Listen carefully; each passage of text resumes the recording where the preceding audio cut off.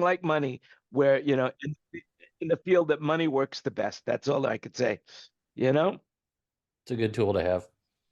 Yeah, it's a great fucking tool, actually.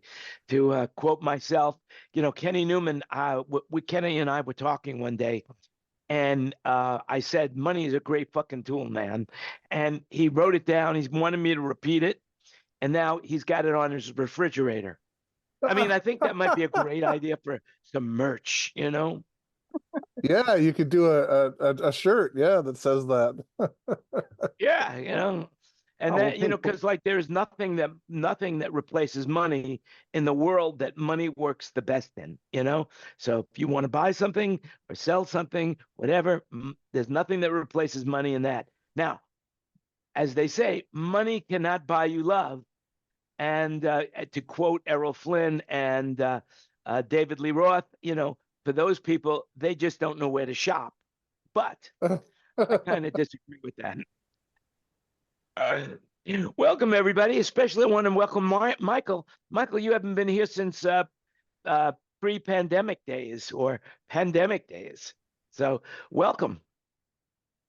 I always love your opinions. To say the least. You're one of the least outspoken people I know. So it's always good to have you in the room.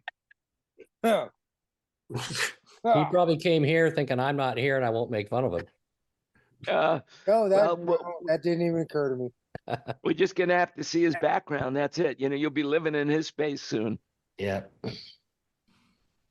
What's going on now? I thought we were streaming. I guess we're not streaming. Live on custom streaming services.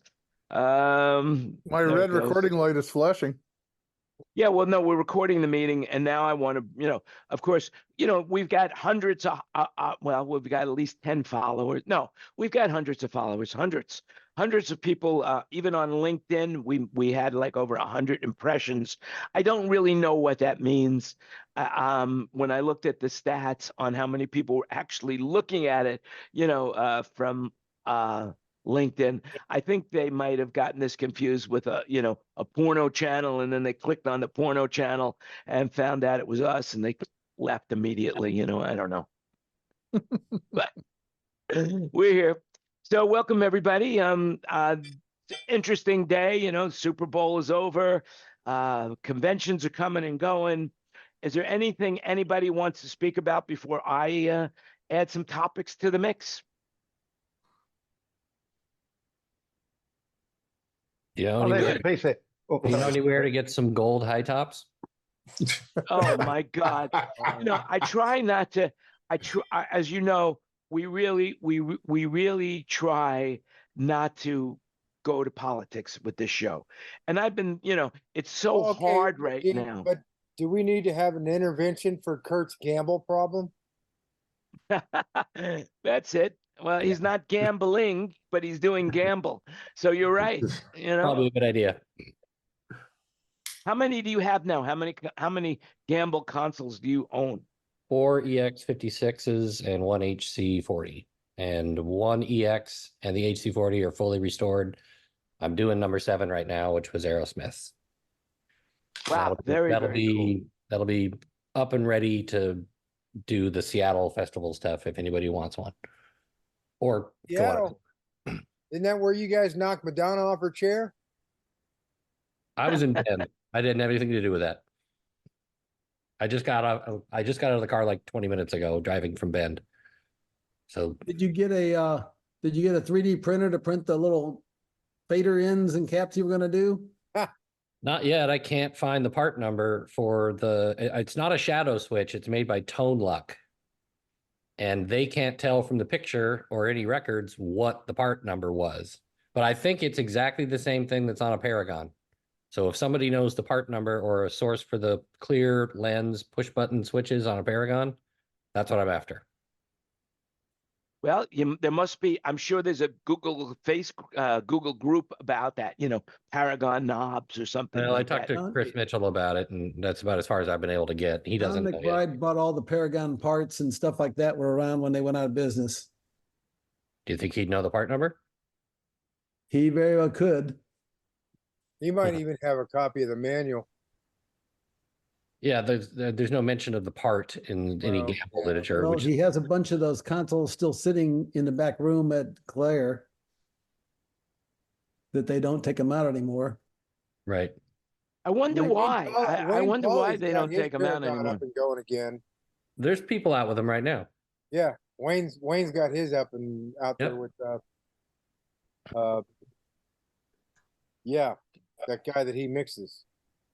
Yeah, and I just saw another guy's getting his H3000 completely recapped to get it out on the road again. So not quite dead yet. There's several That people takes doing like it. 6 guys to, that takes 6 guys to move that console. Why does anybody care? I point at it and tell them where it goes, and it weighs the same whether I point at a digital console or whether I point at a gamble. You have levitating powers, eh? I just point at it, and a bunch of guys show up and put it up there. And then you got to roll those other 3 racks of shit in to put next to it, right? Have you seen anybody's digital front of house lately? There's You 3 know racks of what? shit with everybody's tour. You know what? I was looking at front of house the other day, and they had I don't remember what the console was, to be honest with you, but all I saw was this triple rack full of stuff. And I thought, oh my God.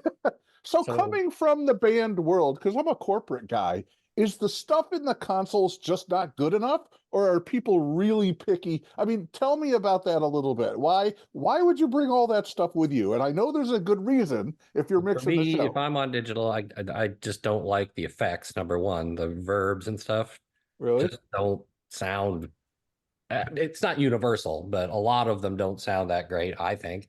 And there's something about turning a knob on a compressor that just kind of the feel is better, I And think. as a whole, how are preamps? Because I'm a Yamaha guy. You know, I do corporate shows. I live on Yamaha consoles. I've played with a Digico once, but I've never actually done a show on one. I've never even turned on a Midas before. How are preamps? Because, you know, your people, when you're out, they're singing in them and, you know, standing on them and kick drums and everything else. And I've noticed differences with vocals and kick drums just in Yamaha consoles. So this is good for me to hear, because Well, you live in a whole other world than I do. Me personally, I would say that, you know, most of for digital, the caveat, most of the preamps are reasonably good, but they don't compare to an analog pre in my mind, especially for music. For corporate, Navy, stuff like that, you know, and even some broadcast, I would think it basically okay. I mean, we use them all the time. You know, most of our stuff's digital too. So, you know, I use the gamble when I can, but I like the Yamaha Midas. pre's are you using? What? What Yamaha pre's have you been using? I don't have any Yamaha desks, well, other than old LS9s, but we all know that's not even something Bruce, to talk about. because whether you have a Rivage, you know, have the Rio, or whether you got the RPIO. So I live on basically CL5s with 3224 Rios. Oh, That's a, Yeah. you know, next time corporate you AV. get a spec, why don't you do a DM7 compact with an RPIO? I have not, you know, nobody that I know that I work with has a DM7 yet. They sent them back to get the fix or whatever. They haven't gotten them back yet, but I am looking forward to spending the day on one, and I'll go in the shop and play with it before I'll take it on a show, because I hate experimenting on a show. You know, I'm not there to learn how to use a console. I'm there to mix. Somebody's able to come hang out with me and go play with one out here. Yeah, where are There you? you go. You got an invitation to go to Nashville, Nashville. There, Tennessee. who could Well, beat yeah, that? I love Nashville, but it's so damn far away for me. It's only that far on the map. It's Where are you, Bruce? Where are you located? Los Angeles. Oh, well, you can come up here. I've got a whole Yeah, Like, you're in Seattle, no. or you're in Portland, right? Just outside Seattle. of Portland. Seattle. That's a pretty area. Oh, Seattle, pretty area up there. That's for sure. So, So, but I Kenny, got the, is Yamaha shipping those racks yet? Yes. Are they ready? Are they shipping now again? The Starting to come out, RPIOs? yes. And they say that they'll be completely out of all back orders by the end of March. Woohoo! Wow. There you go. And if you wait till March, then you can get a discount. Then they'll start discounting. I love it. That's April they discount. Oh, April.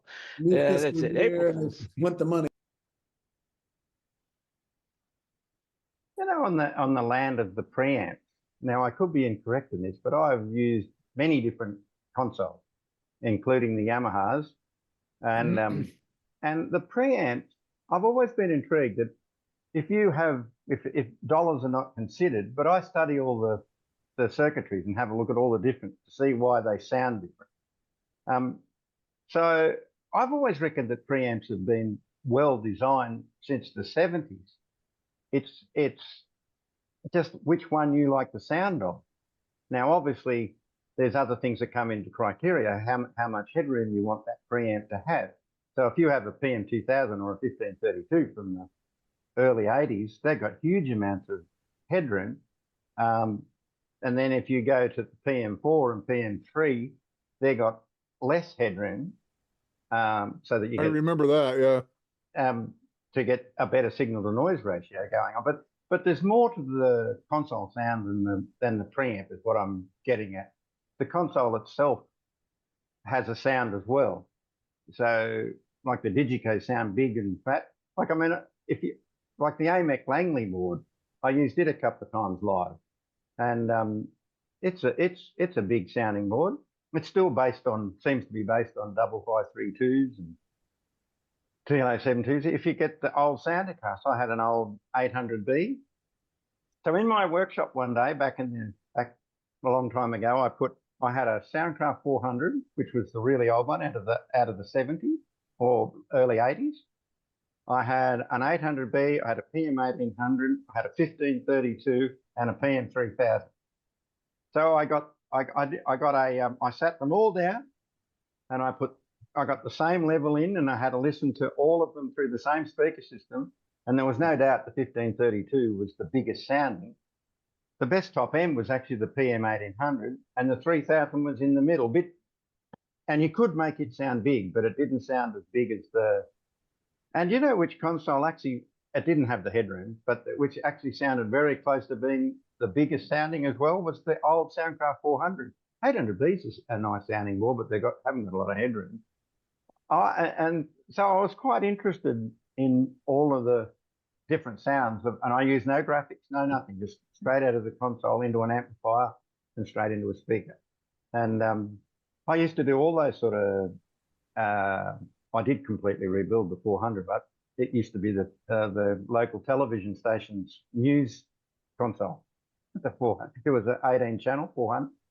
And then you get into all the model, and everyone seems to, so I think that sometimes in the land of the preamps, it's how they put them together, and then they sound big, or they don't sound big. I mean, I don't know what other people think, but when you get to I quite like all the Yamaha stuff. I don't think I think they're just a clean, very open sounding preamp, which you just use. All right. Well, Wayne, I'll tell you what, I have an idea. Let's get out the phone book, and you could start reading from A all the way to Z on the next show. We will have no, I'm kidding aside. I got a bit excited. All kidding aside about preamps.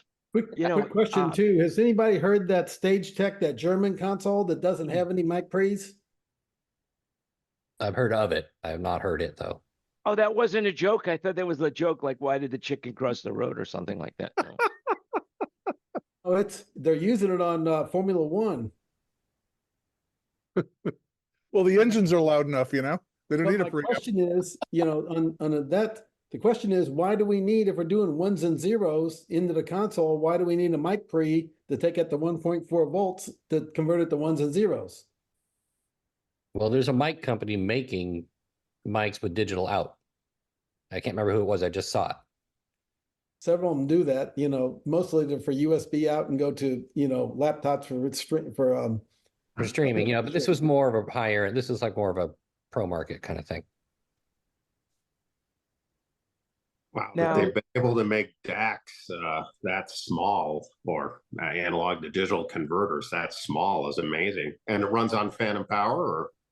I don't know much about it. I just stumbled into it like a couple days ago. Yeah. Well, the point is that if you cascade the A to D converters nowadays, we have such resolution on them.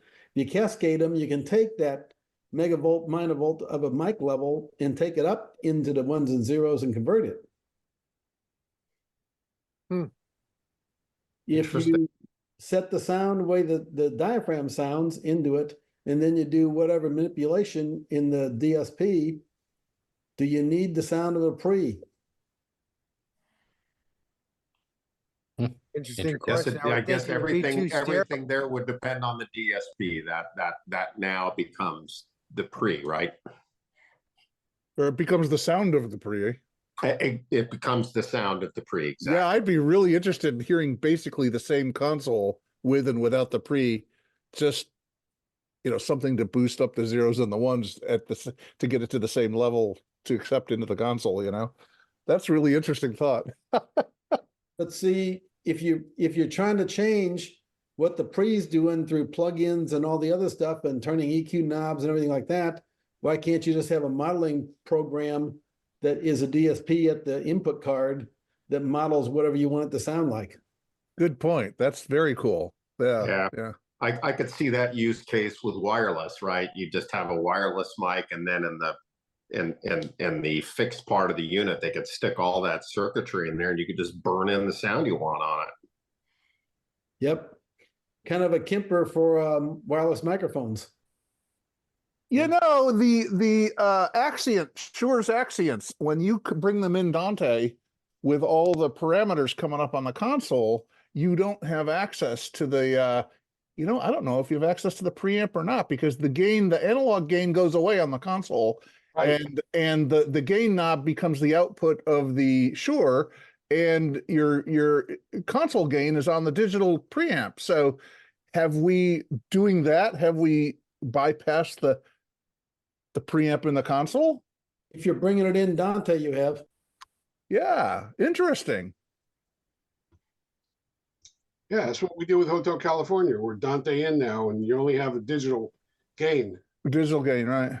And this is what I was thinking about for what Kurt and I were discussing last week, where he was saying that these Rio inputs on the Myers are supposed to sound better. And I kept thinking about that. And the next day I'm like, they must be taking the digital input, and that comes in after the analog to digital conversion for the amp, right? So they would just put that on, and that's maybe why it sounds better. It's just one less step that the cabinet doesn't have to do.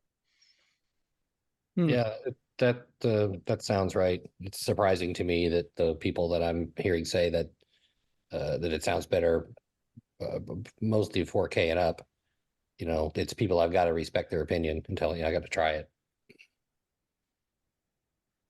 Wow. Yeah, this is a crazy world, man. Eric Featherstone are saying that it sounds better, then that's good enough for me to give it a shot.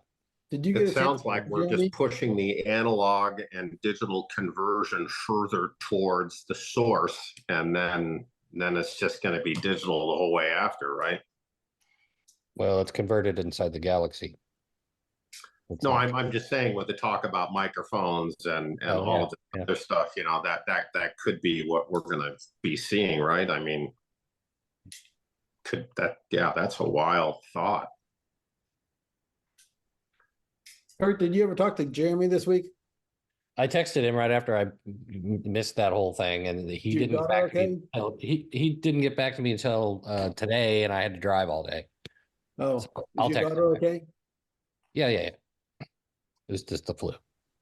Oh, I've had to run emergency room with, I have daughters that are allergic to red dye number 2.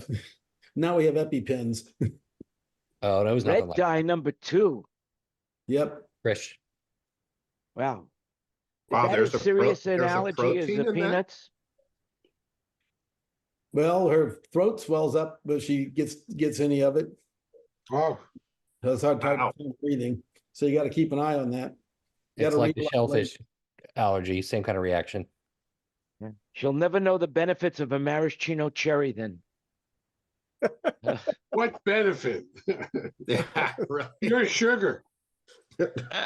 Maraschino cherry is kosher? Well, there's the title of the show, The Benefits of a Maraschino Cherry. All right, I love it. David, did you get your Dante Axient thing all sorted? For me? Oh, yeah. It turns out that I ended up with Shure on the phone trying to figure this out. And he was saying that, well, first of all, when I disconnected everything except the one Dante device, I was able to get it to work. So knowing that that could work, now it came down to an address issue. And in the Axient, sure doesn't really tell you how to change the name and the number of the address on the microphone. On the console was no problem. But on the microphone, you end up with like V001 and then a bunch of letters to delineate the difference between the different preamps.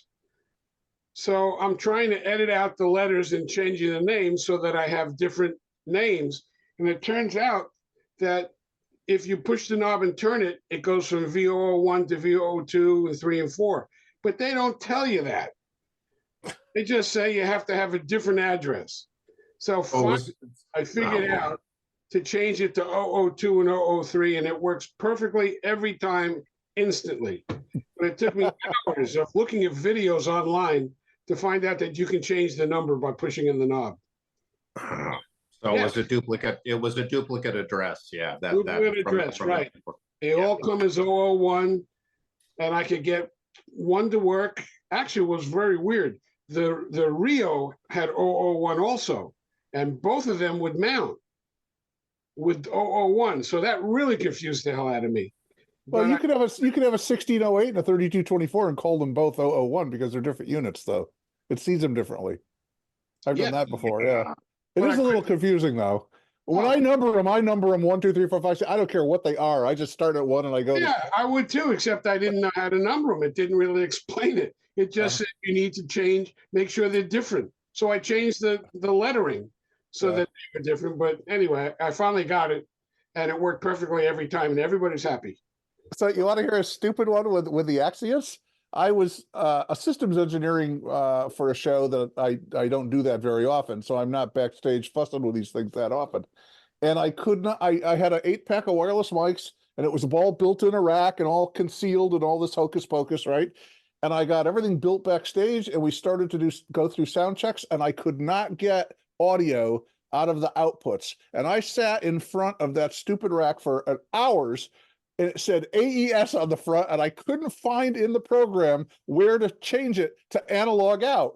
Well, of all the things you can do on the Axient in the menus, on the back of the unit, there's a little toggle switch, and it says AES on it. It took me 4 goddamn hours, and I finally watched a video, and it said, "Oh, in the back of the console." So I had to unscrew the rack, and I reached in there and I flipped the little AES switch, and boom, it worked. I felt like such an ass. It was so funny. I'm like, how many people actually get stuck with stupid things like this, Don't you go into the shop and prep it before you go out on a show? Sometimes, but not all that often. Like the thing I'm doing this weekend, I have a systems engineer out of Phoenix, and the company is Sierra Live in Las Vegas, and I'm not going to see the gear till Saturday morning until it rolls in off the truck. I'm depending on my systems guy who works for them quite a bit, who's the acoustics designer, to make sure all the shit works. So, That seems like a really weird thing to not have available in the software menu. Isn't that strange? Yeah, it's a You can little remotely tiny, change the gain and all this other stuff. but you all can't do kinds that. of stuff, but you can't. Yeah, the AES switch, analog to AES, is on the back of the unit next to the XLR connector. It's like, oh, It's funny, God. Bruce. When I think of you, I never think of you as the man who likes to live on the edge. And now I realize You know what? I know you at all. don't like to live on the edge. I try to do things so thorough before I walk in the door, because the other thing is people are hiring me to do their show, and it behooves me. I tell these companies that hire me all the time, it makes you look good when I walk in the door with patch sheets and I know what I'm doing. If I don't know what I'm doing until I get there, that's not good for anybody. I build console files and I do routing patch sheets and all kinds of stuff, so that, when I get there with my crew, I start handing out sheets and we look at drawings and I can say, okay, this is what we're going to do. And then we hit the ground running, but I am very thorough, but I don't get a chance to touch any of the gear 99% of the time until I get there. So I have a question for you, technical question. How many pair of white gloves do you own? Well, none actually, because once I build front of house, which doesn't take me very long, then I usually go in the back and tell my systems guy I'm his A2, and then I work with him to build, because I would actually never get much time building the rig if I didn't go back there and help. So they're always amazed that I'm actually coming back from front of house to help them, because I guess a lot of sound guys don't do that, a lot of front of house guys. And I always do. You know, I can build front of house in a couple of hours and be up and running with all the computers and all the Dante stuff and everything. And then once I'm happy with where I'm at, I head backstage and I do whatever he needs me to do. You know, I'm his A2 until we're ready to start tuning. So Yeah. So at the end of the night, are you loading the truck? Are you the truck loader? no. You know what? I always tell people, longevity, seniority gets you nothing but out of the truck, as far as I'm concerned. So I did my time. I even pulled a tractor trailer. I pulled some shows myself because I had a trailer license for a long time. And, you know, at 68 years old, man, once the gear's out of the room, I'm freaking done. I get There my you go. shit and I roll up to my room, or I stop at the bar and I have a drink with a client. So I'll pack up front of house, and if the system is really racked up well, I'll even help pack up backstage. But usually by the time front of house is pretty well packed up, then, you know, the guys have the racks are all ready to go and everything. And, you know, once stuff starts rolling out the door, I'm done. So Ken, also- when was the last time you drove a truck? Me? Yeah. Oh. 1973. I drive a non-CDL every now and then now. I go deliver stuff occasionally when nobody's around, but we got people now that can do that. I gave up my CDL, A license CDL in January of, actually January of 20, because I was tired of having to put up with the DOT and help, you know, worry about my blood pressure and my eyesight. It's a pain in the butt. No, it's a pain in the head, not in the butt. You know, Yeah. he doesn't have, truck drivers don't need a proctologist to get a license. You know, that's it. You know, I was going to get mine during pandemic, but I finally had the time because there's quite a bit of time invested, and I just could never schedule to make all of those classes and everything. But no one was teaching it because so much of it had to be done in person. So the one time I had all the time in the world to get my CDL, no one was teaching it. You know, the funny thing about LA is I could not keep mine, because after about, let's see, I moved out here. Staging Techniques moved me to LA in 1980. So it was probably, I had the tractor trailer and I built their trucks and scheduled all their shows and stuff like that, travel wise. About 83, I didn't have time to drive anymore. So I was just engineering, and I started hiring drivers. And when California wouldn't let me keep my license unless I was using it, and I wasn't using it. So, which really bums me out, because, you know, to hop up in a tractor trailer and drive would be fun now once in a while. I would really love to do it. Back then, when did they go from the chauffeur's license to the CDL? Well, I had a chauffeur's license in 83. That's what they took away from me. And when I was in New York, it was a class 1, which is the tractor trailer license, you know, and that's where I actually got mine in 76, I think it was. Yeah. And, you know, I don't know when they changed all the rules, but they wouldn't let me keep my license. But the company had to vouch for me as a driver, or I lost. They put me back down to a car license, you know. So that kind of sucked. Back in the mid 70s, I was working for Maryland Sound, and they had tractor trailers, and they also had straight body trucks, but they were Freightliners with, you know, shifting without the clutch, the whole deal. Yeah. But they only had 2 axles. They didn't have a double axle in the back. Right. Anybody could drive it. So my California driver's license said any 2-axle vehicle. So I was a truck driver for a while, and it was a lot of fun. Yeah, it's fun. As long as the truck is built correctly and they give you enough time to get to where you're going. And the great thing is, when I worked at Staging Techniques and I had the tractor trailers, you know, I was their sound guy, and I was also the only guy that knew how to pull their trailer and could take care of their trailer. So I would schedule myself, to do whatever I needed to do, and it was very enjoyable. I had a great time. But if it bends in the middle and carries more than 18,000 pounds, you got to bump up your license. At least that's what it is here in California. But Well, it's under 26s don't have to have a CDL, and then they got a B license goes up to 32. And yeah, there's a class in between there for tractor trailer and car. Yeah. Well, the ridiculous thing, Go And ahead. you can go a 3-axle straight truck, which you can go to 56,000 on a B license, but anytime it's got a bend in it, you got to have a A class. Right, right.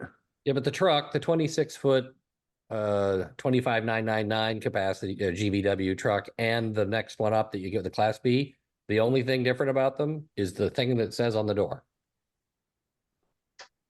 The thing is, Supposedly, the the thing on weight, the door- There's some frame questions too that they have on certain ones.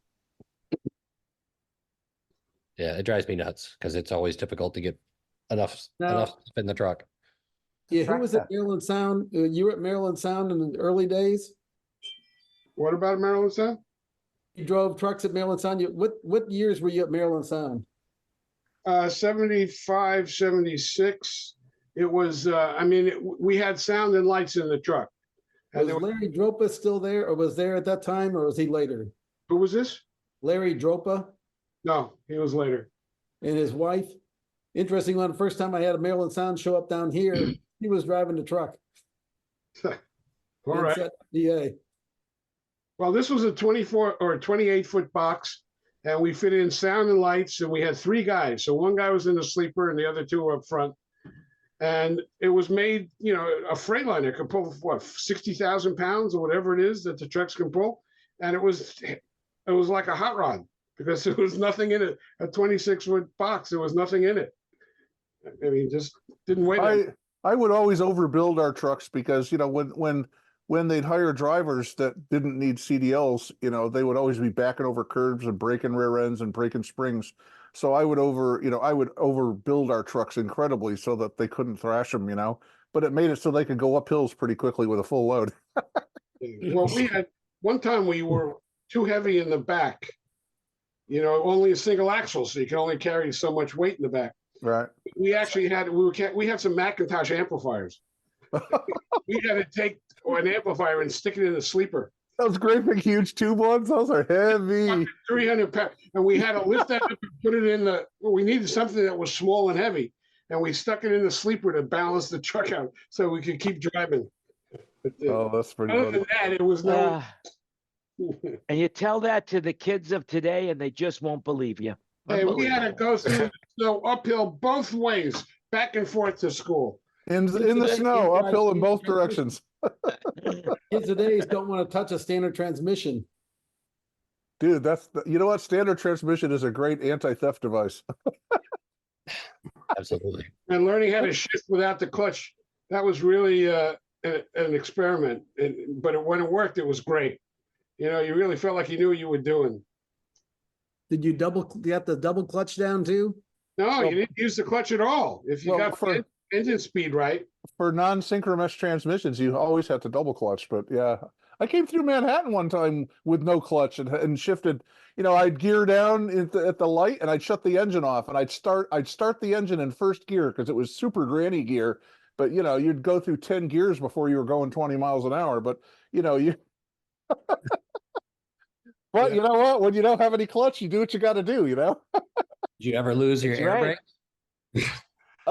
Lose them? No, but I had them freeze a couple times. I used to carry a butane torch in my glove compartment because when I had when I first started out in the really early 70s, I had a huge tractor trailer dump truck, and we would haul sand to the counties in the towns, to sand the roads in the wintertime. And I used to stop at a light, and my brakes would freeze up at the light.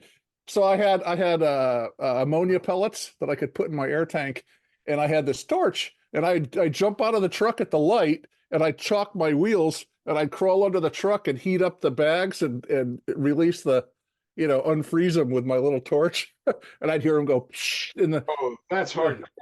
Oh man, it drove me nuts. I would have to go through that every winter. It was just such a drag.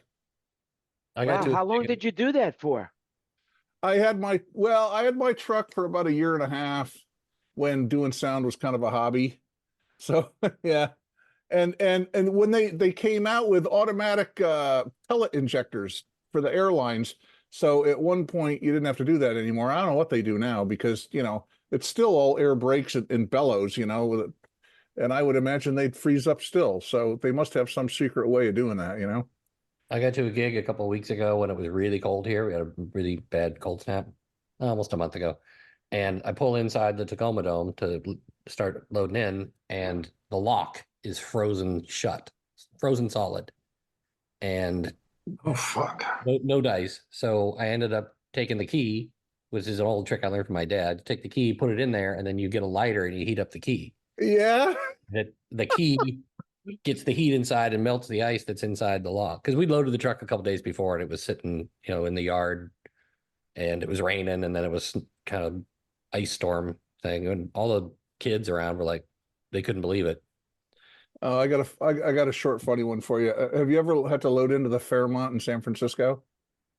Dave, you must have. Too many years ago to remember, but yes. The Fairmont sits on top of the hill right there, and the main entrance to the ballroom is on one hill on the one side, and the load-in dock is on the other side. Well, the hill is so freaking steep that when you if you drive up and then back into the dock, for a good portion of your trailer going into the hole that you back into, the trailer's like radically sideways until your tractor gets jacked around so that you can straighten out, and then the trailer will straighten up. Well, you can't get in there if your truck's too long because you'll hit the wall, right? So we had a forklift and we were going to load in off the street, and I had just gotten fuel before I got there, and I had parked the truck on the hill with the tail of the truck just sort of up on the curb over where they could get at me with the forklift really well. And I had full fuel tanks. I had two 100-gallon fuel tanks, and the hill was so steep that the electronics for the gauges and stuff like that on top of the tanks started leaking. Well, by the time we had the truck like halfway unloaded, the diesel had dribbled down the street and the truck started to slide down the hill. And Oh, fuck. 52-foot trailer and a Kenworth cab over, T500 cab over, and my truck is like, I could see it just ever so slowly creep down the hill, and there's nothing I could do because it was on diesel, so I could get in, and the tires weren't moving, but it went about 2 feet, and it got up against the concrete, one of those big old lighting things that has a big concrete base, and luckily that held the truck right there, and we finished unloading the truck, and then we sort of scrubbed up the pavement a little bit so that the tires would grab, and threw some sand under there, and then I was able to get out of there, and I took the truck down to the docks and stored the truck down there, and then took a cab back so I could go do the show. But I'll tell you, nothing's more scary than seeing your tractor trailer slide down the hill backwards. Especially that hill. Yeah. Oh my God, those hills are so steep. It was just scary. Holy It's cow. amazing how people live, that they want to live on those hills like that. Yeah. And the way they built it up. Yeah. We did Mack Truck shows for Mack Truck and Kenworth and Peterbilt, and for the Kenworth shows, we were in Ritz-Carlton's, and they wanted 2 tractors in the ballroom.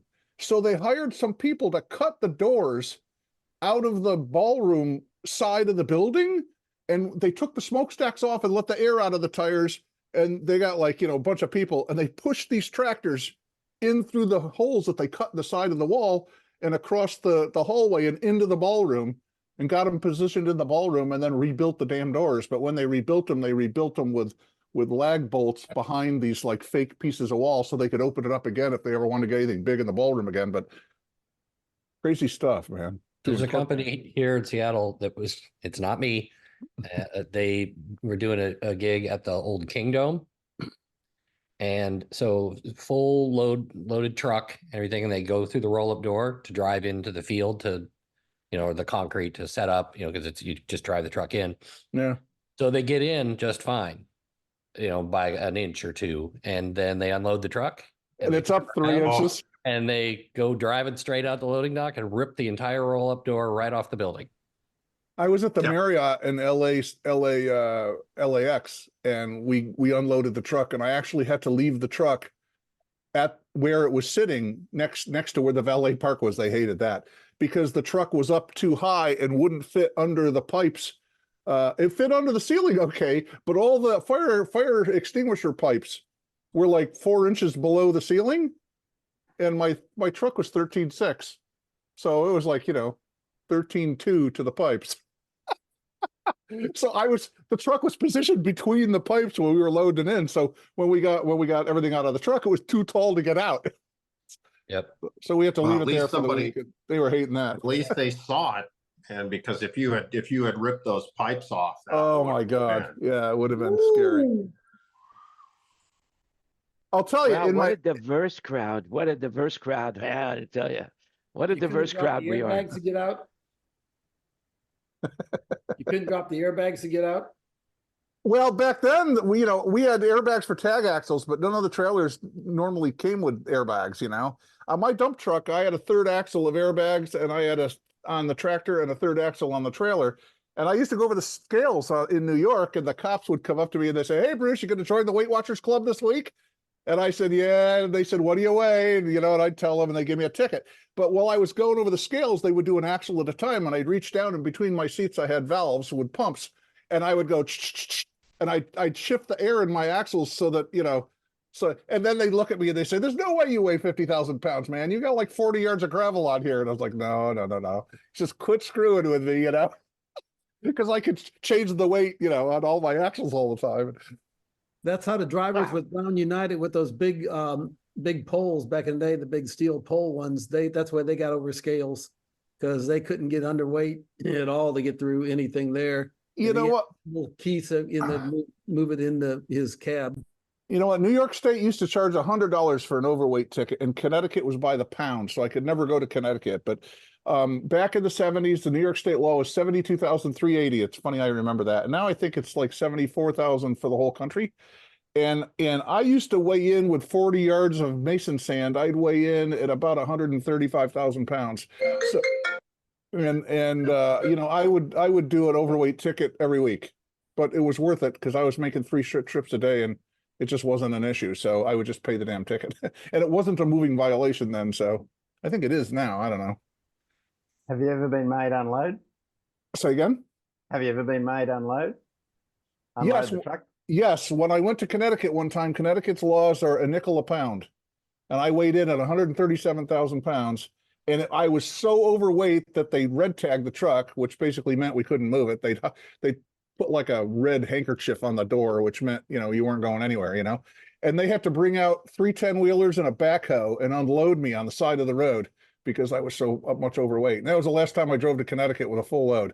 I had a 40-yard water level body, and I could only haul about 22 yards because I met their weight at 22 yards. It was just not profitable. I couldn't make any money driving to Connecticut. And we were so close to the Connecticut border, and I hauled sand and blacktop and all kinds of crazy shit, and there's just no going to Connecticut. Well, down here, a lot of people have gotten rid of those tractor trailer dumpers, and they go to those 4-axle dump trucks because they can still scale 80,000 pounds in the dumper. Oh, and they have the little trailers that they pull? They don't pull any trailers. They just it's a 4-axle. Oh, really? 4-axle, and they can get 80,000 pounds license on it, and they can put it all, they're legal. And it doesn't bend in the middle, huh? Nope. Wow. Down here in California, they have tractor trailer dump trucks still yet, but they're like 16-yard bodies, and they're like 4-wheel trailers, and they just chain them together. And they'll do like 2 or 3 of them, and then when they get to the site, they unhook and they just take one over at a time and they unload it. But How do they let them go through bridges like that? Because isn't there bridge weight limits that? Some of them, yeah. But a 16-yard bucket isn't that heavy. Let's see. I can't remember when I used to do a 10-wheeler every once in a while, and with a 22-yard body, and I can't remember how much I weighed when I was doing that. I just know my trailer was heavy as hell. It's too bad he didn't have digital gravel. That's right. Yeah, that would have helped. Yeah. A lot of 1s and 0s in the back of that truck. The other question is what day were you driving on it too? Because when I was in college, I used to have to come in on Saturday mornings because there were 3 truck drivers that came down out of the Red River Valley into Kansas City every Friday night because all the scales between there. They were closed? They're closed. And I never, it was from floor to ceiling in the truck of potatoes. And I never unloaded thing less than 120,000. Wow. Wow, it's amazing how so many of us have something in common. I had no idea that you were a truck driver. And all you guys, I mean, actually, my very first job when I got out of the military was driving a meat truck. And it was a big, oh, it was like from the 40s, this truck. And you had a double clutch. And it was like, it was like a nightmare to drive that.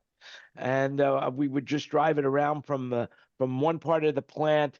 They had two buildings, and I would pick up the meat on one side and have to drive it to the other side of town to where it would be fabricated. But other than that, I never knew anything about the truck other than you put the key in and how to drive it. It was a nightmare to drive that truck. It was like, but that was Oh, that was a state part in the that was 40s. before power steering or anything, man. I used to have to put Oh my yeah, feet up on the dashboard to crank that wheel around, man. It was scary. So I have Oh, a little thing that a lot of you guys could probably relate to. When I was in high school, right, I played the drums, which is what got me into this whole mess to begin with. And there's a little town over in Red Hook, New York called Rock City. You know where we're going with this? And the sound company that a guy had in his garage with a bunch of old A7s was Rock City Sound, and it was Sheldon Leonard. And he used to come and do, our band used to play all the dances at the junior high and the high school, and he would come and do the sound for it, and I would always help him. And then when he did the Dutchess County Fair, I would always do one of his stages, and that's what got me into this whole mess. And Sheldon became Rock City Sound for the long time, and then he's partnered up with a couple people. Now the company has evolved to they're in Red Hook. They're a Firehouse. And what was Firehouse before it was Firehouse? It was one other company. But that company, that's the old Rock City Sound. So you guys, didn't any of you guys? Rock City, that's right. Yeah. Sheldon, do you guys remember Sheldon at all? I mean, he's an East Coast guy. I don't remember him. But yeah, so that's my way back history. That's what got me into this mess. I think Brian now runs Firehouse, right? Firehouse? Yeah. I don't know. I haven't talked to him for a while. I did a couple of gigs for him maybe 10 years ago, and then I kind of lost track of him. But the last time I spoke with them, they were doing the wireless for the NBA during COVID. And they do some pretty high-end stuff, kind of like ATK, they've got into that whole broadcast stuff. They do a lot of corporate in Vegas. They got that shop in Vegas, does everything. I saw Brian at the Farnelli Awards a couple weeks ago, and he said he just he's buying a new 104,000 square foot warehouse a little farther north from where he is now. Really? Yeah. So Firehouse, right? Firehouse. Yeah. Because he's just south of Red Hook right now, and there's not much north of him until you get up to Albany. Claremont, and there's a couple little towns up through there, little New England towns. He's gone up, he said, a little farther north. I'm not sure where. You could just research. Wow. Oh, Red Hook is such a beautiful town. It's just... Hey, speaking of New York, and that was Silverfish Audio in that part of the New York, or was it? I know the name, but I have no idea where they were. Gotta go. Bye, everybody. Bye, David. Take care, Dave. See you next week. Have a good week. Bye-bye. All right, let's talk about him as soon as he keep your leaves. chair warm. All right. Yeah. Talk about me now. I'll keep your hair warm. Silverfish Audio moved from New York to San Diego, and it was in New York. It was Ross Ritto, Dave Shadone. Dave, really? Wow. I can't remember where in New York it was. I thought it was Eastern New York, but it might be Western. I didn't know if they were part of that in that Red Hook area. Yeah, no, it's an absolutely gorgeous area, the Hudson Valley. Yeah, it is. Between New York and Albany, there's just a whole lot of beauty. West Point and all those areas, just gorgeous. That's where I grew up. Well, there you go. Yep. What town did you grow up in? Just outside of Poughkeepsie. Okay, and what's the last four digits of your social? Oh, no, I'm only kidding. It's probably the same as yours because you're a New Yorker too, aren't you? Yeah, I'm a New Yorker too. Yeah. I was born and raised in New York, but then I moved out to California. And what year? I moved to California in 1970. Went to school there, then went back to New York in 1972, and then came back to California about 1974. Yeah, 1980, I made the trek. I worked for Staging Techniques in New York as a freelancer and dealing with their tractor trailer since nobody knew how to deal with it. And they said, how about we hire you full time? You can start our LA office and take the damn truck with you. And I said, okay. And so That was Those were the days, my friend. that was the Those beginning were of the that. days. So what was that drive across the country in the truck like? Oh, it was great. I did it 6 or 7 times. I've done it in my car 4 or 5 times. I love to drive across the country. Although when we came across, I was getting ready for an Avon tour, so we had to come fast. So I hired another driver and we did it in like 4 days. And we never shut the truck off because it was a big cab over sleeper. To me, the worst part about driving across the United States is going through Texas. It seems like It takes forever and ever to go through Texas, and there's nothing there. Yes, and the 80 across, I want to say Montana, but I don't think it's Montana. Like after you pass Illinois, then all it is for like hundreds of miles is cornfields. And if you don't, yep, if you're driving a car, you're screwed because you can't see any farther than the first row of corn on each side of the car. But if you're on the freeway and you're driving a tractor trailer, this was the cool thing. I'll never forget this sight. You could drive along and you could look across 10 or 20 miles of cornfields and see a tractor trailer going in the other direction with all the lights on top and little smokestacks and everything, and we could flash our lights at each other. And in the sunset, it was just a picture out of a book. It was just absolutely amazing. And I ever done a run at evening when you went from like Bozeman, Montana down to Denver across Wyoming? Yes, it's so beautiful. Oh my God. Evening, it's gorgeous. It's so beautiful. So what was your CB handle? Oh God, I don't even remember. That was so long ago. I had one in my pickup truck and I had one in my truck too, and I don't remember. It was probably something really stupid because I said a lot of really stupid things. I still say stupid things, but well, thanks. Yeah, I want you to know, but I appreciate you sharing them right here. You know, this is great. You know what? Nobody will argue with you. This is great story time. I like to hear everybody's backgrounds and and where everybody's from. It's just a lot of fun. I've actually I've still got a CB in my Forerunner, but then I added a GMRS radio, which is pretty cool. With GMRS, you can, if you use repeaters, you can really talk. So is that a ham? Is that a ham radio? No, it's not. GMRS, GMRS is kind of the big brother of FRS. So FRS are these like little Motorola walkie-talkies that you can just buy at Costco or off Amazon, and they're not over like 1.5 watts or 2 watts max. And you don't need a license to use those. Oh, they're on the same frequency spectrum as GMRS, and with GMRS you're allowed to go up to 50 watts, but only on like the high 6 channels. But at 50 watts from Los Angeles, I can hit a repeater and I can be talking 120, 200 miles away. Sometimes going across Texas with my CB radio, it would be a really clear night, and we used to call them skips. I don't know what they were technically called. Oh yeah. Oh man, I can't believe that's great. Yeah, no. When the atmospherics, when the atmospherics and the sun and all of that stuff is lined up. I'd be going across the 40 and out in the middle of absolute nowhere on the top of the little notch of Texas right there. I'd be talking to some truck driver on the same freaking highway 100 miles away, and that would never happen normally. That's right. Yeah. Skipway. Yeah. That's atmospheric conditions, and that you have to remember that, CB is like 9 meters.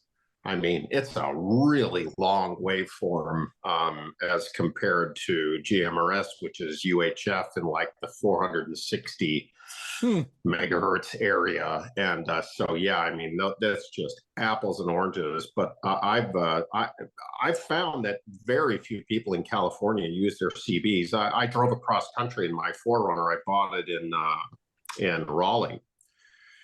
Because when I went to, I'm sure some of you might be able to appreciate this. I went to Toyota of Hollywood, and this was a couple of years ago, and I wanted to buy a Forerunner. And the guy's like, yeah, just so happens that the car you want just came in on a truck this morning. So, come on down. So go over to Toyota Hollywood. And the car is for the off-road premium, TRD off-road premium, the car is around 48, more or less, depending on what options you get on it. But it's pretty much in that ballpark. So I get over there, look at the car, and I'm like, okay, yeah, it's the car I want. oh, come in and have a seat. So he writes up the offer and he hands it over to me, and it's like around 60. And I'm just looking at the guy going, I'm sorry, I don't understand. Is there an option, or is there some kind of trim package that's on this vehicle that I'm not aware of? Because, you know, when I've been looking at the car, it's, you know, lists for around 48, depending if you get catback exhaust and, you know, some other shit on it. And then the guy's like, oh, no, it's 12,000 over list just to get the car in Los Angeles. 12 grand just to take delivery. So I went home, researched who had a, you know, very highly favorable Toyota dealership, and it turns out there's one in Fred Anderson in Raleigh. So I bought the car in Raleigh and drove it home. Yeah, Saved. yeah, California. I mean, I don't know if they do this anywhere else. You guys probably can chime in on that one. But even during COVID, when, you know, we were in our supposed car shortage or whatever, you know, dealerships had markups on cars that were just scary, amazing, and some of them even still yet, which is really funny because electric cars are, you know, had huge dealer markups on them, and now they can't freaking sell them. No, Which- Yeah. Which I think is great. Fuck them. Well, during, no. during COVID, the big thing was pickup trucks. Everybody wanted pickup trucks. Everybody wanted They- pickup trucks. They were Nobody could- 10,000 over the window sticker.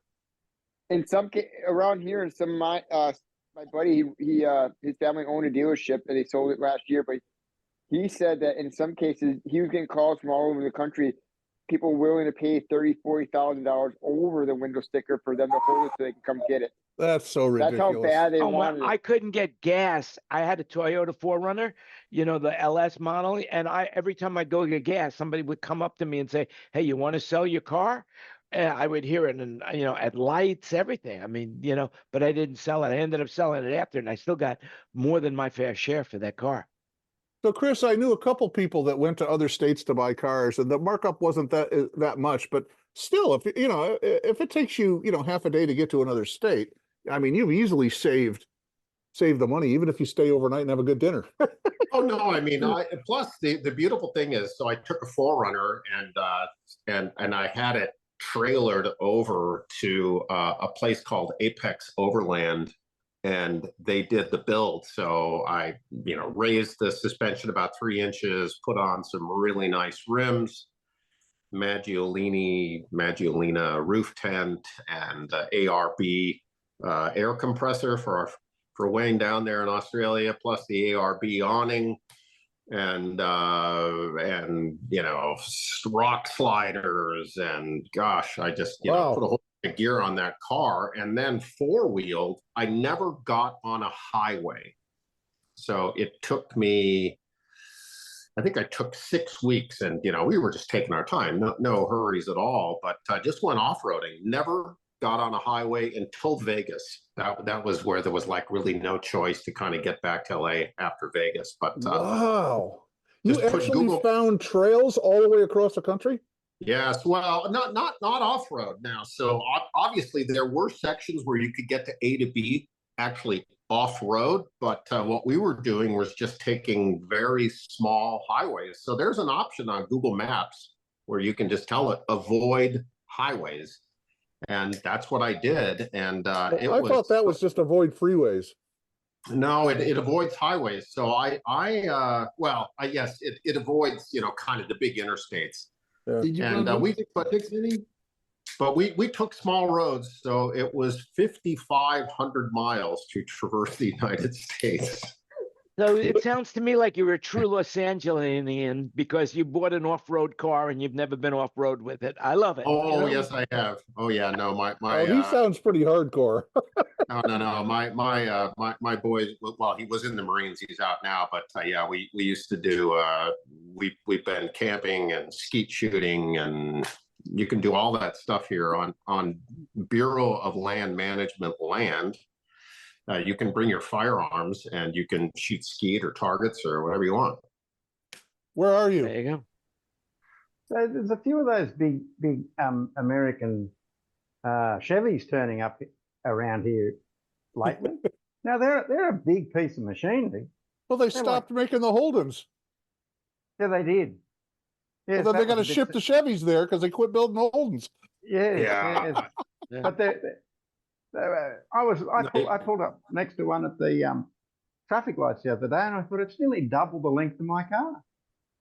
So in the States, when you go to a survey, the Bowsers must be bigger spacing, are they? Are they spaced bigger than what they would be here? Otherwise, I think I mean I lived in Europe for 20 years. Just the size of the car spaces in America compared to the parking spaces in Europe is just laughable. Yeah. Yeah.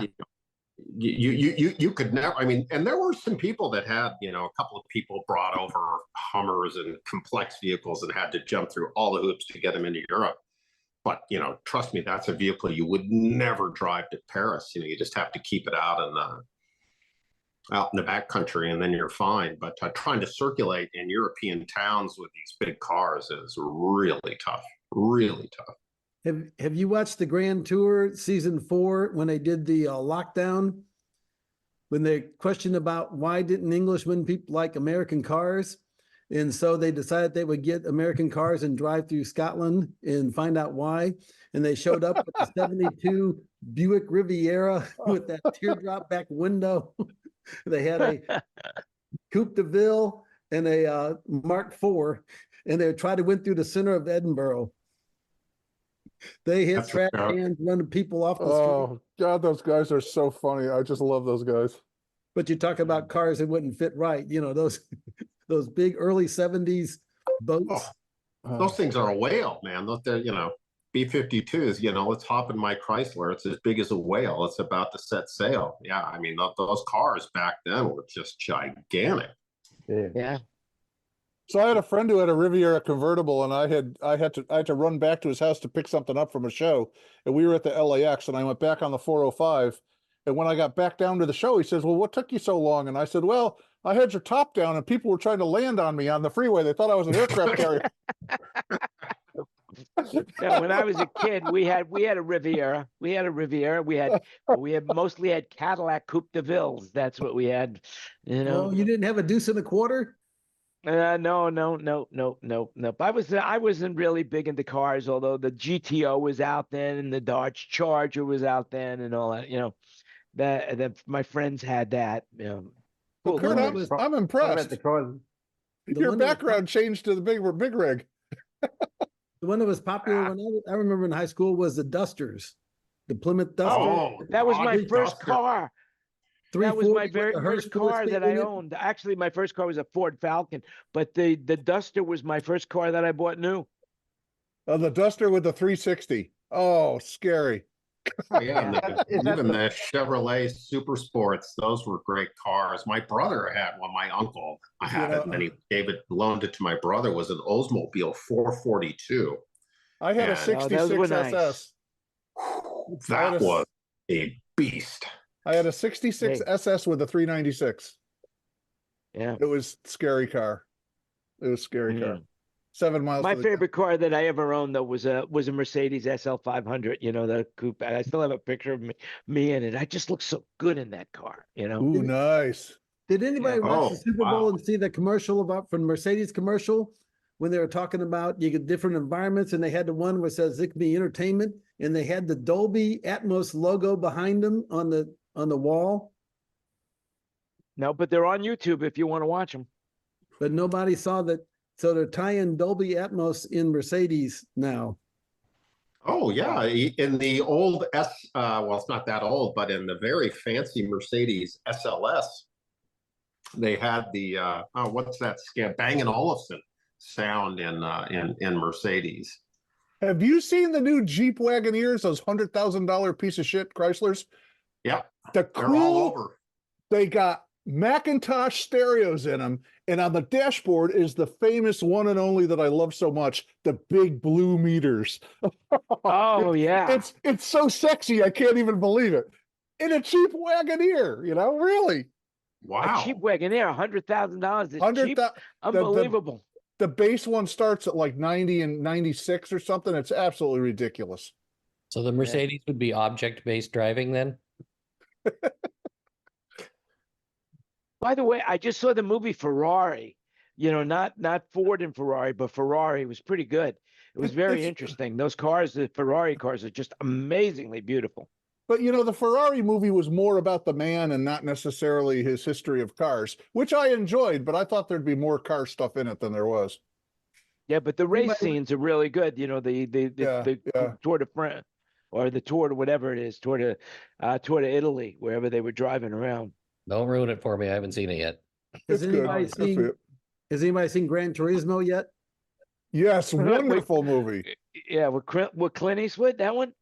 No, No, that's Gran Torino. yeah, Oh. not Torino, Turiza.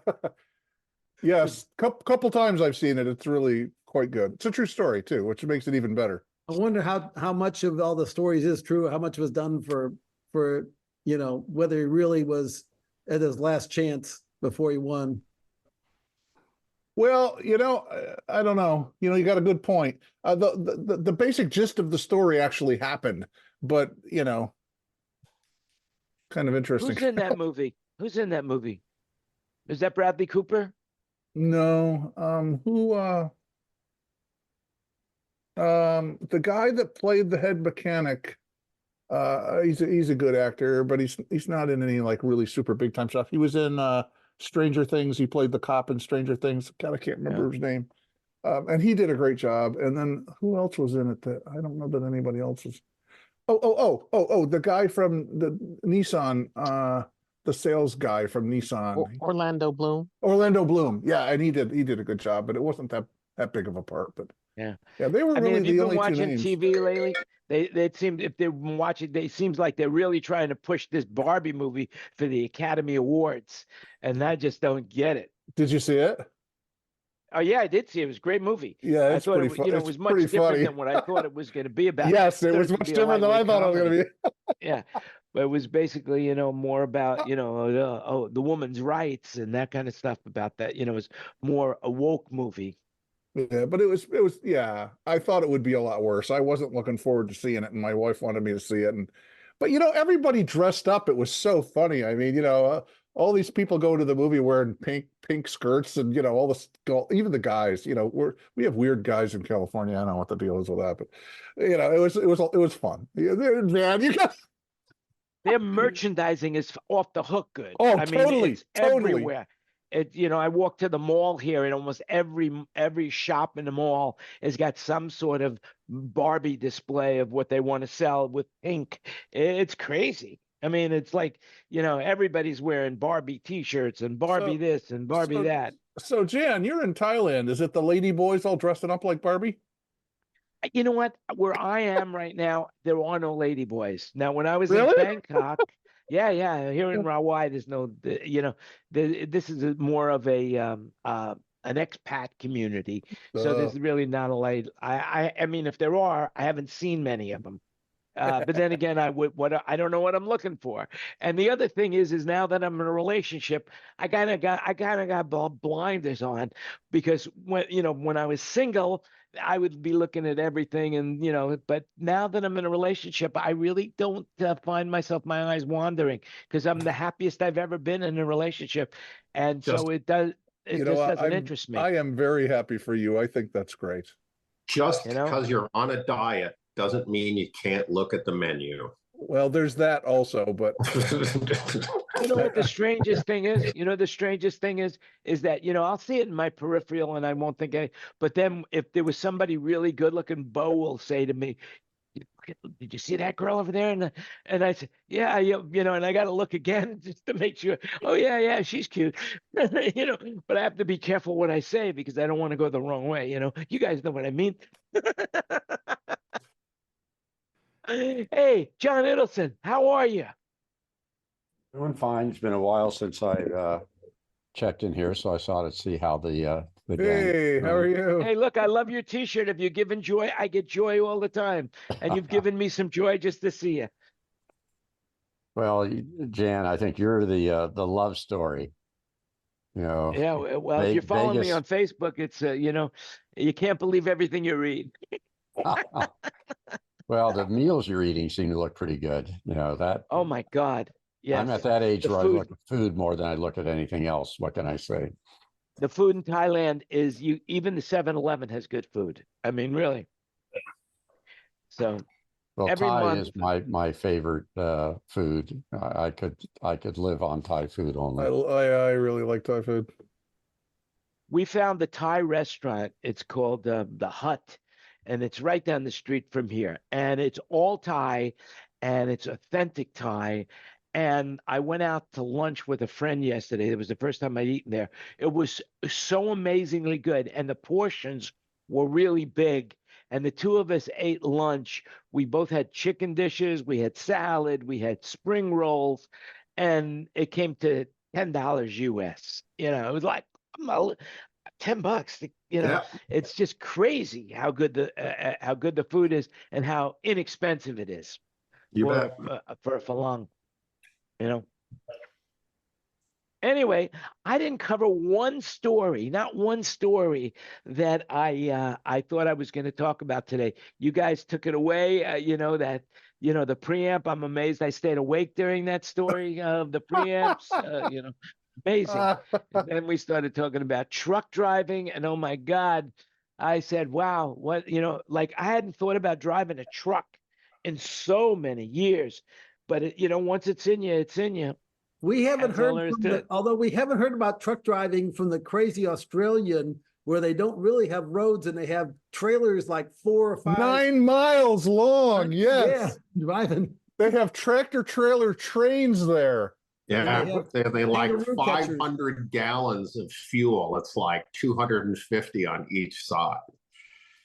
We did pull up one day at the a servo up there near Broome, and they're like 200 kilometres apart, the towns up there. One day, and we pulled up into this servo, and there's one of the semis in there, and it's got 4 full-length trailers hooked up to it. It was just, I've got some photos of it somewhere, but there's also a picture somewhere up. Have you ever heard of Longreach? There's a town up in, actually it wasn't Longreach, it was Winton. Anyway, it's the longest, I think it's got the Guinness Book of Records, the longest truck.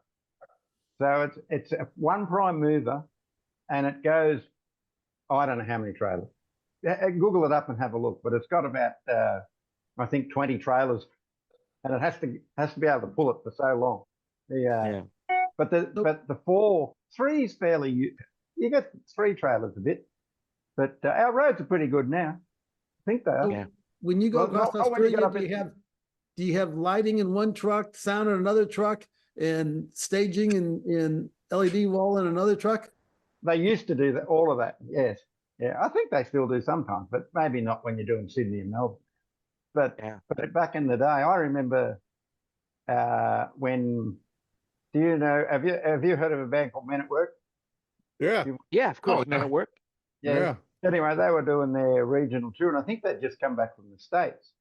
And it's the biggest regional, like go to towns that are the size of Wagga, 40,000 people. Biggest regional tour I've ever seen. They had a bus for the crew. They had, they bought their own generators for the lighting. And I got on the loading crew. There was a semi worth of audio. There was 26 footer for, so when we unloaded the truck, so I got in the crew, when we unloaded all the stuff, the venue, there was no floor space left. The whole, where all the punters were going to be, all the people listening to the show, there was no space left until it got set up. It was quite a big space. You could hold 1,500 people, but there was no space left in that. That's the largest one I've ever seen. But I've got some truck stories too, but I'll keep them from another day. I could tell you. So now, are you on your way to see Taylor Swift? Is that it? Is that what you're talking about? Yeah. Have you become a Swiftie? He's a Swiftie. He's a Swiftie. He's on his way to see Taylor Swift.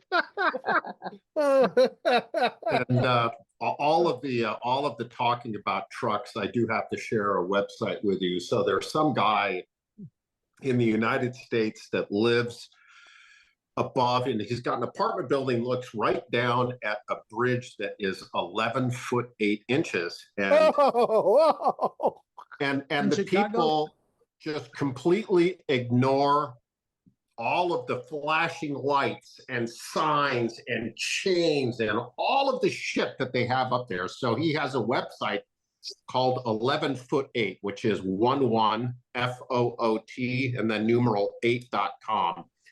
And he just basically has his GoPro running all 24/7, and he just lifts the accidents off and puts them up onto the internet. And God, I am telling you, Christopher, I hate to admit it, but I've sat there and watched that for longer than anyone should.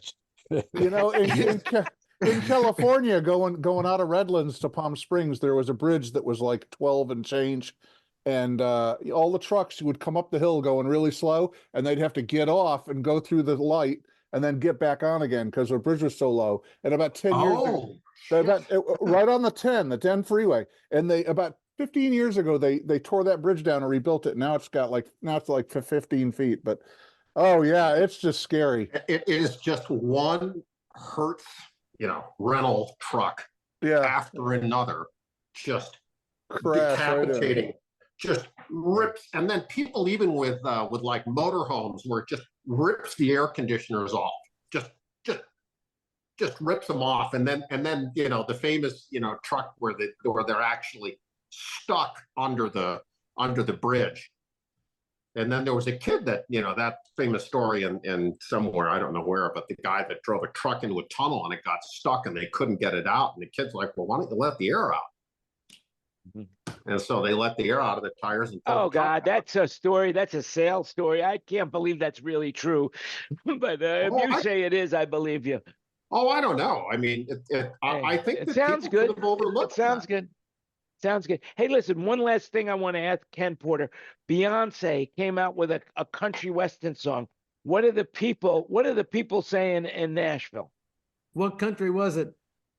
Well, it's like #1 on the Billboard. First Black woman to have a #1 song on the Billboard country charts. I haven't heard it, but I haven't listened over. I've been listening to blues lately. Yeah. Craziest thing here when I, it's funny, like Bo listens to a lot of music, and somehow she found the country station on YouTube Music, and she plays this country music on, and it's just not for me. I mean, I can handle everything else. All right, so ask Bo if it's country and western, or if it's country western. Anyway, everything. So who's Bo's favorite artist on country? Have anybody see the video with Rob Beato? So there's a company out there that analyzes charted music. So it looks at what tunes are on the chart, and then the AI goes out and analyzes the music of the song that's on the chart. And Rick Beato had a video out like 2 or 3, 4 days ago. Love Rick Beato. Love him. And yeah, he's great. Fascinating. So holy smokes. You should watch the video, but just in 2 seconds, song lengths are getting shorter. Country has grown just dramatically. Pop is pretty much stable. Rock's back on the rise. Hip hop is on the way out. Big drop in hip hop songs that chart, and just a whole bunch of really interesting songs with explicit content are on the drop. Good. And really, I love that song by Gail called ABCDEFU. Have you heard it? Oh my God, it's very good. It's really actually a good song. And So she was on tour, but she got exhausted from being on tour, so she went off tour. I was down at a bar last Friday that was doing Americana music. They had a guy singing. He wrote the song and he says, "Yeah, this is how I met my first wife." And it said, "Yeah, she was beautiful. So I grabbed her by the hair and drug her across the Piggly Wiggly parking lot, and she lost one of her pink flip flops." Actually, sounds like a blues tune. And we knew it was love. Yeah. Anyway, you know who she's, speaking of blues and country? So she seems to like Ellie King's new song, and of course Ellie King is, heavy guitar and, rock and roll and, but she's done a country song. And Bo seems to really enjoy that. She plays that over and over again. L I just guess doesn't it's couple better than duets with playing Miranda Taylor Lambert. Swift and Dua Lipa over and over again. That's for sure. Anyway, we're gonna go offline. We'll stay here. Just remember, if you've made it this far and you're still listening, you're amazing. Thank you so much. It just shows you've got no life whatsoever, and I appreciate you sharing it with me. That's all I could say. Remember, everything you heard is an opinion, and we'll be back again for 197th meeting today. What's today's date? The 22nd of February. Next week will be, I guess, the 20. No, it's the 22nd where I am. It's the 21st where you are. So it's the 28th. Next week will be our 197th show, and we'll cover some of the stories that we didn't cover today that I wanted to. So remember, you make it happen. Stay safe, stay healthy, and we'll see you again next week. And with that, we're off the air. So we have to talk about, has anybody been to a trucker's rodeo? I don't even know if they do them anymore.